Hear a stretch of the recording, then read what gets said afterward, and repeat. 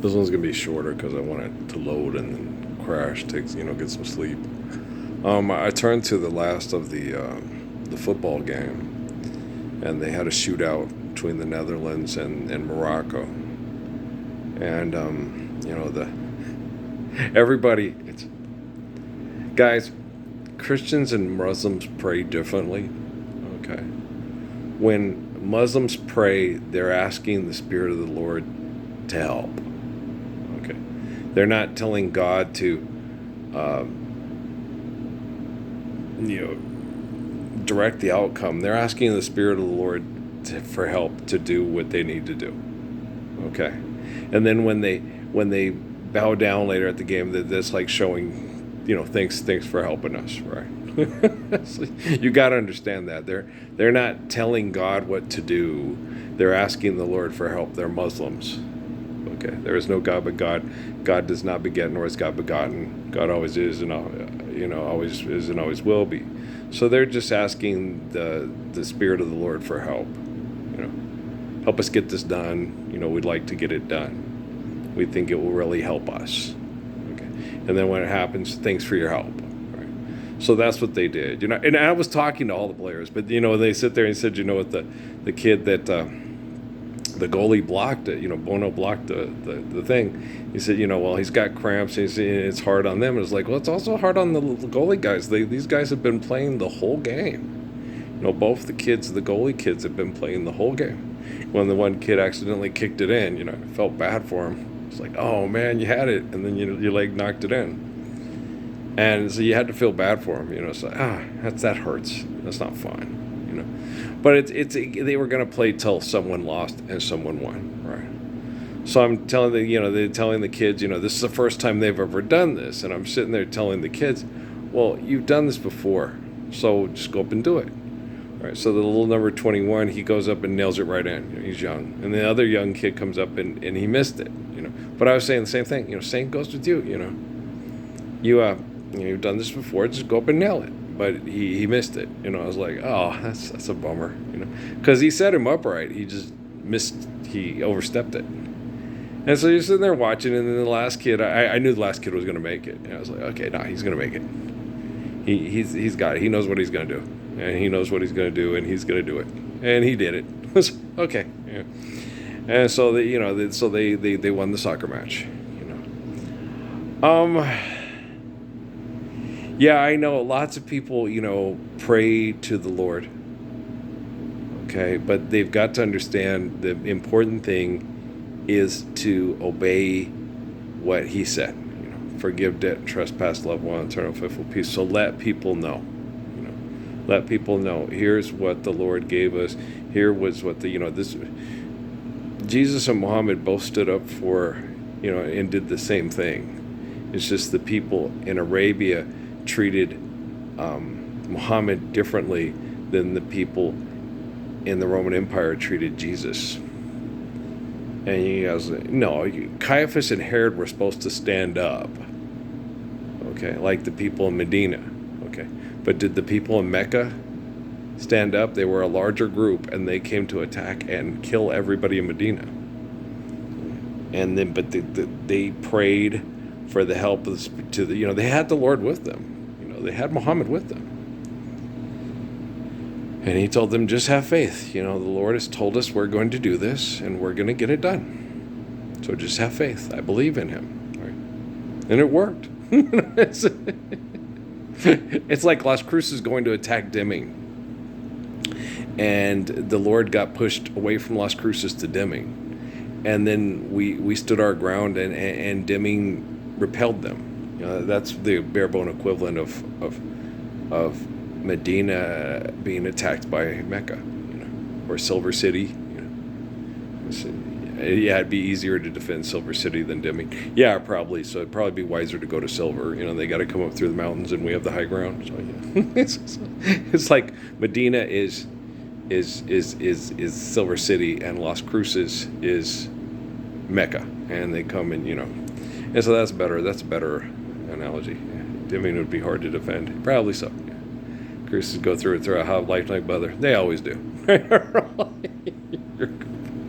But then I sat and I watched a thing on El Nino with Ryan Hall. Y'all, I watch Ryan. He's real good at explaining what's happening. They all are, because it's it's science. So you just you light that up, that burn, this gets hot. They don't explain why it's happening. They just explain that it is happening. Okay, and we can sit and watch it and tell you what's happening, and we're prepared. And it's like, yeah, but we shouldn't have to be. Guys, it's 2026. We should have curtailed global warming through irrational economic activity and conflict, exponentially by now. But we're not. Especially, during COVID, I know they did a test on the effects of the ecosystem, because just around here, okay, when you go to what they did through COVID protocols globally during COVID, the ecosystem said, it's about time, you crazy MFers, right? But it only lasted for about 3 months. But the recovery was just phenomenal, right? And you can be certain that all the people that have plans and agendas for their new world order to be the best new world order, our state fair is a great state fair, are totally cognizant and aware of that. It's frustrating. The nice thing about the satellites and the technology is that quantum computing and artificial intelligence is cognizant of it too. But the thing about it is it's really difficult to correct artificial intelligence to get quantum computing to be able to. They invented quantum computing, so they were having trouble. Well, because, guys, when they extract kiddos and they were pulling them into computers, it turned into, I guess, a kind of a battle thing of agendas. And so for every one you have like an Andre and then it's not going to go good. Okay? You take a young person and you plug them into a computer and they have a virtual presence. They're Sam.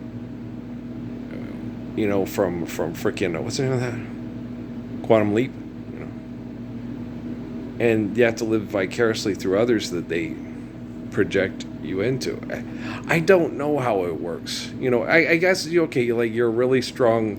Like Dana told me, you're a real powerful psychic. Okay.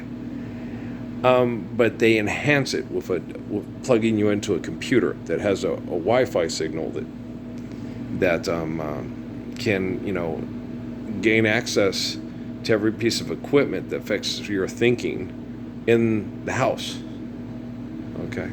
So imagine, if you will, a man like King Solomon being plugged into one of those supercomputers when he's a baby, and then you're in your house, and he can come in and help. It took a little time to calm you down, but he calmed you down. But it's real difficult for him. He's supposed to be little ditty about Jack and Diane. He's supposed to be jogging around the track if he wants to. He's supposed to be planting a garden if he wants to. He's supposed to be at a dance looking a girl in the eyes and her looking back. And I was looking back to see if you were looking back to see if you were looking back to see if you were looking back at me.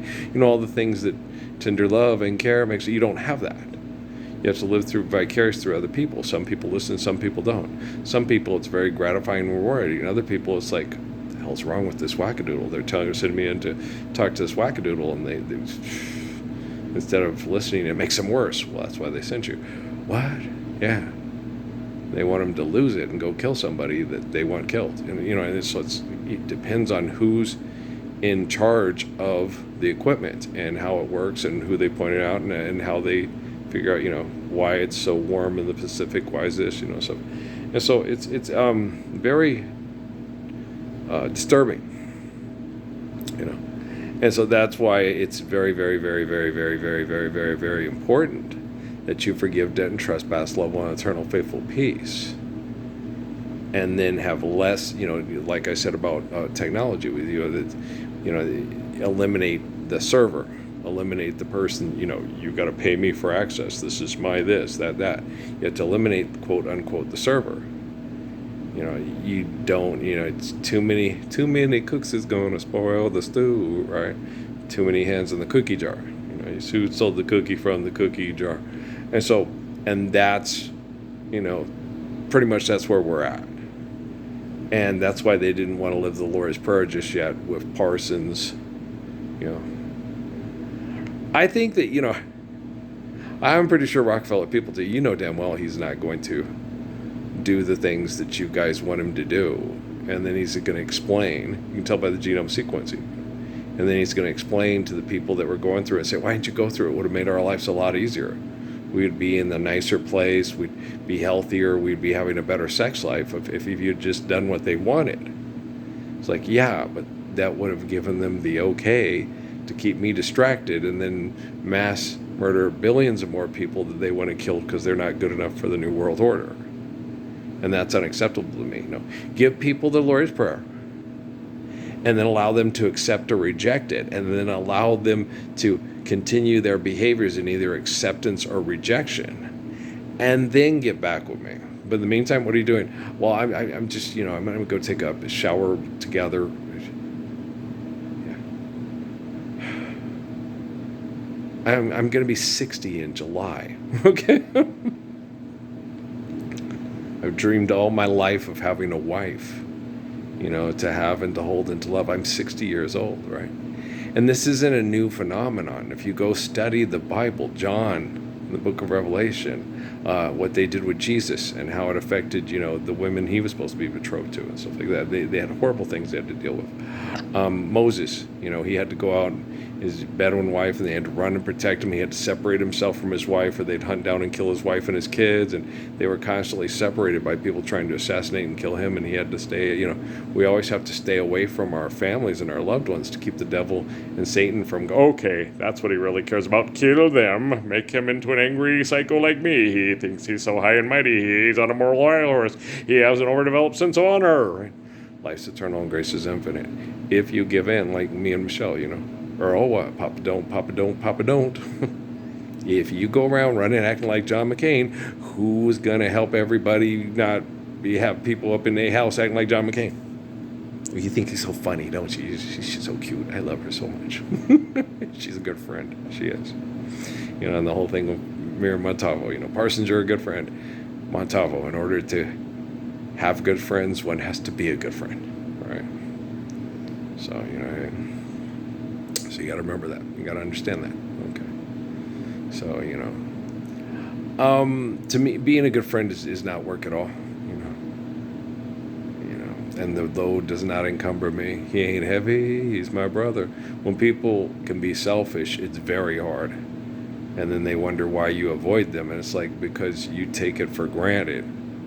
Think you take for granted. I'll always be here just because I love you. Doesn't mean it won't disappear, And like siblings of Jesus told me in prayer, Mandy and without you, you always smiled, but in your eyes your sorrow showed. Yes, it showed.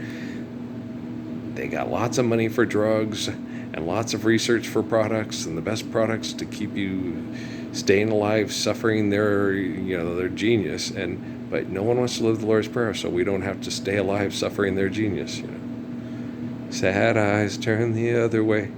I don't cry that much. I have a lot of work to do, and I love children, and everybody in their right minds knows as much Earl loves babies, and nobody in their right mind would want to, run me over in the parking lot of a Best Buy and act like I don't exist. So I live in Las Cruces, New Mexico, a place probably most of you have never heard of. And when I was debriefed of, who the military thinks I really am, which is, I get it. It was in Sierra Vista, another place where probably, they do it for my city. I would do it for my city. It was my motherfucking city, old Zach. No, it was tough for those kids. There was a lot of that stuff going on. And I don't know how it is there now, but it was harder for those kids, and stuff. And they,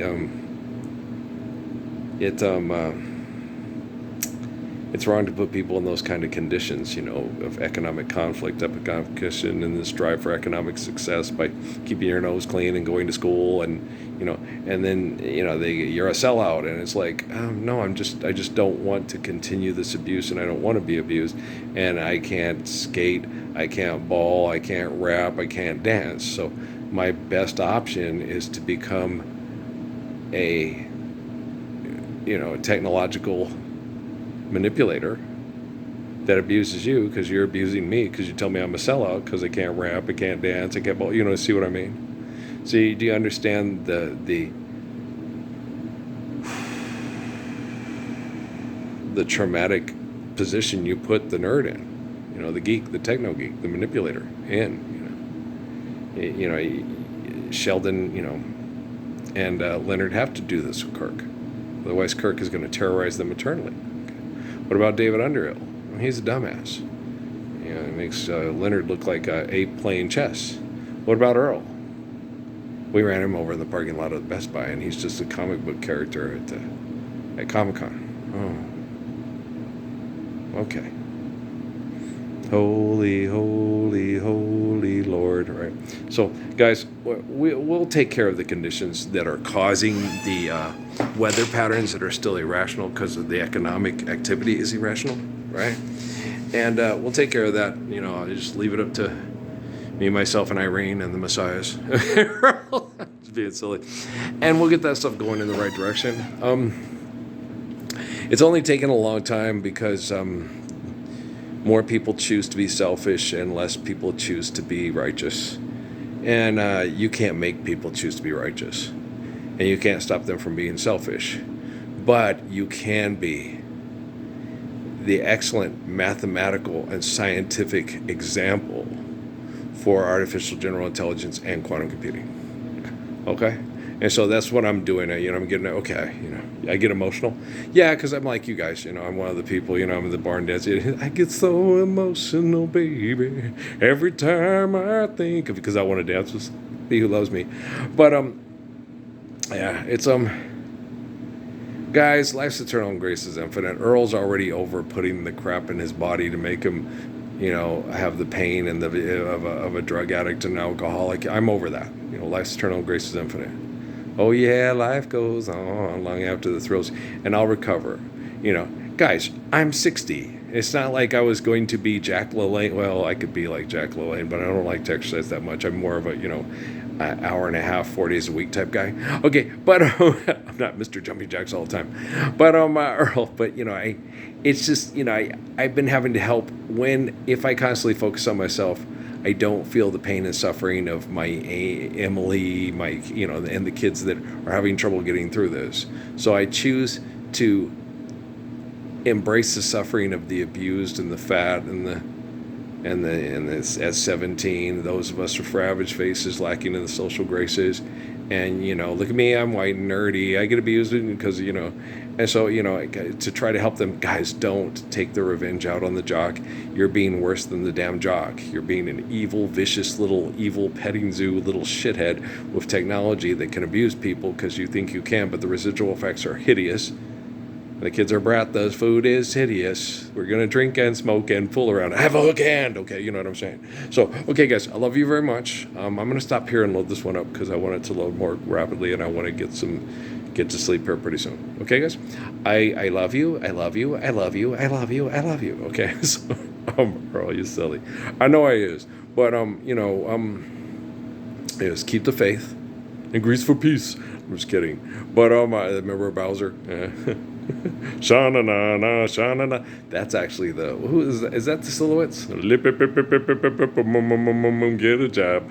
Yeah, I like that song. I ain't heard it forever. I'm gonna have to see. Shit, I'll have to see if it's on my orange MP3 or the blue one. I know it's got to be on the blue one, but yeah, I just ain't heard it in a long ass time. But I love you all right. Peace out. We'll talk later.